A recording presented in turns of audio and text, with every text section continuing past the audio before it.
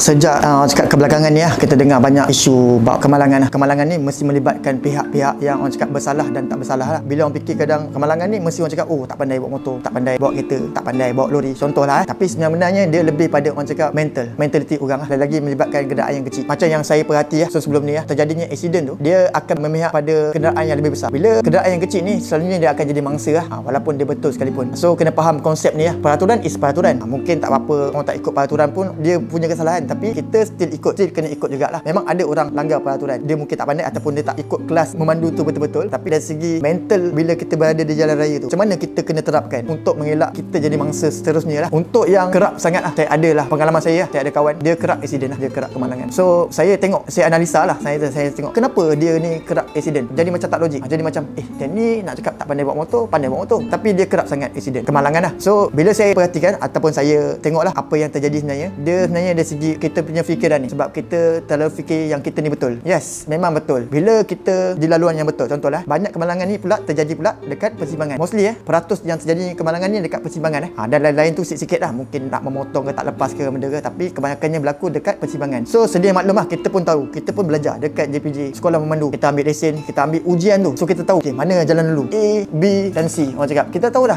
betul. Okey, kita pun ikut. Dan orang yang kerap kemalangan pun dia ikut, dia tak salah, memang laluan dia. Okey, memang betul. Okey, dia jalan utama, dia jalan dulu, tetapi dia kerap accident. So saya huraikan kat sini ialah jika keadaan macam ni berlaku sebagai kita boleh berfikiran bijak, kita akan sentiasa fikir yang kita ni betul, tak salah. Tapi sebenarnya kita kena lagi cerdik bila kita fikir apa akan terjadi bila terjadinya kemalangan. Contohlah, kita bawa motor dan kita nampak daripada side sana dia nak masuk simpang ataupun dia akan melintas di depan kita. So kita jalan utama. So apa yang kita buat? Adakah kita jalan juga ataupun kita membrake dan kita tengok ataupun kita slowkan keadaan dia, kenderaan, dan kita tengok dia nak berjalan ataupun tidak. Okey, kat situ kita kena lebih bijak pada orang lain. Mungkin orang tu tak apa nak cerdik, akan dia masuk terus ke, kita tak tahu sebab kita bukan mengawal dia. So apa yang kita buat ialah kita mengawal diri kita supaya mengelak daripada terjadinya kemalangan. So kat sini yang paling pentingnya, titik yang paling pentingnya kat sini, kita punya cara kita berfikir ataupun bertindak bila terjadinya keadaan macam ni. Sebab kalau kita jalan, yes, memang kita betul, tapi kalau terjadinya pelanggaran, kita berada di mana? Adakah kita selamat ataupun tidak? Yes, memang betul, kita boleh claim, kita boleh menang sama, kita boleh hire lawyer, kita pun kalau kita hidup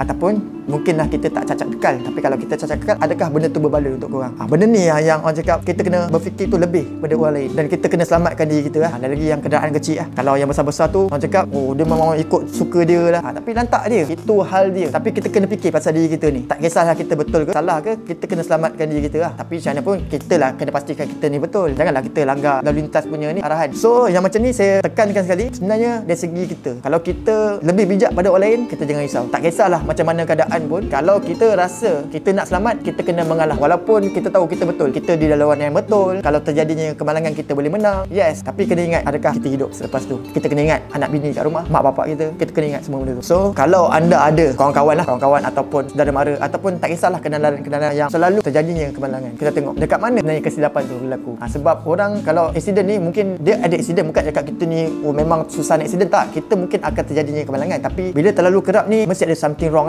yang kita kena, orang cakap tengoklah benda tak kena dan kita kena perbaikilah. Kita dah buat betul, kita dah ikut arahan lalu lintas yang betul, tapi mungkin kita kurang dari segi berfikir untuk mengalah. Okey, kalau video ni bermanfaat untuk korang sampaikanlah kepada orang-orang lain yang mungkin ada masalah ni tag kawan-kawan korang. Alright, itu saja daripada saya, pendapat saya. Let's go.